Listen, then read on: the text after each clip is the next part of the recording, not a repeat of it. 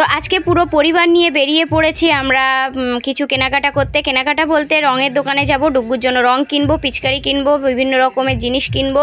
তো আর এখানে দেখতে পাচ্ছ মার্কেটে প্রচুর ভিড়, কারণ আজকে আছে বড় ঠাকুরের পুজো, তো তার জন্য ওখানে প্রচুর ভিড় ছিল। তারপরে এখান থেকে রঙের দোকানে চলে এলাম। তা যা দাম বলছে পিচকারির, আর যে মুখোশগুলো দেখো রং বেরঙের, কত সুন্দর সুন্দর মুখোশগুলো, দেখে কি ভালো লাগে না।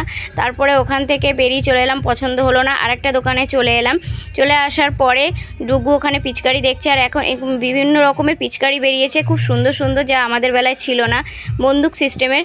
তো সেটাই খুলে খুলে দেখছিলাম পিচকারিগুলো।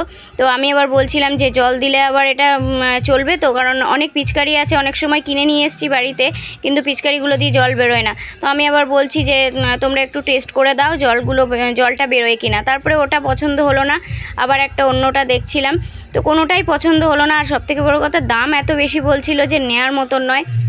একদিনের তো ব্যাপার বলো, এত দাম দিয়ে জিনিস কেনাটা খুব খারাপ লাগে। তারপরে ওখান থেকে পিচকারি তো পছন্দ হলো না, তো সেখান থেকে একটু ঘরের জন্য বাজার দর করে নিলাম। এখানে সন্ধেবেলা করে বাজার বসে বেশ কম দামে, তো সেখান থেকে নিয়ে নিলাম। তো ওই যে বলে না, রথ দেখা কলা বেচা, দুটোই করলাম।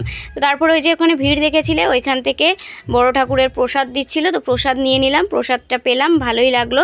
তারপরে ওখান থেকে বেরিয়ে আবার চলে গেলাম আমি রূপশ্রীতে, আমাদের চুচুড়ায়। তো আমার কিছু কসমেটিক্স কেনার ছিল, তো সব তো পেলাম না, শুধু একটা কস্তুরি হলুদ নিয়ে চলে এলাম।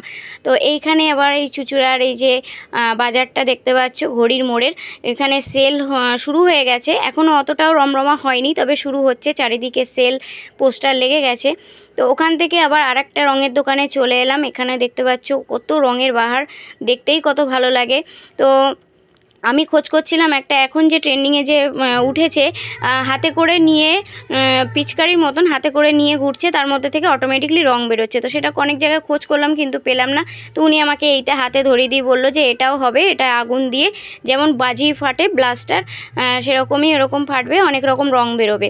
তো ওটা নিয়ে নিলাম। তারপরে এই দেখো মুখোশটা, বাবা কেমন দেখতে, এটা পরলে কেমন লাগবে।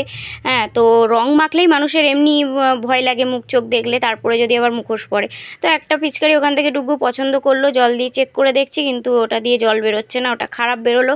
তো সেটা পাল্টে আবার আরেকটা পিচকারি নেওয়া হলো। আর ওখান থেকে আরও বিভিন্ন রকমের আবির আমি নিয়ে নিলাম। নেওয়ার পরে তারপরে চলে এলাম আমাদের চুচুড়ার মাঠে, যেখানে হচ্ছিল চুচুড়া এক্সপো মেলা, যেটা 1 মাস ধরে চলছিল। তো মেলায় আর ঢুকলাম না, অনেক রাত হয়ে গেছিলো। তারপরে এখানে মোমো খেতে চলে এলাম, খিদে পেয়ে গেছিলো। তো আমরা নিয়ে নিলাম স্টিম মোমো, চিকেন। তো মোমো খেতে খেতে একটু গল্প করছিলাম, আর আমার বর একটু মন খারাপ, কারণ ওর অনেকগুলো টাকা খরচা হয়ে গেছে।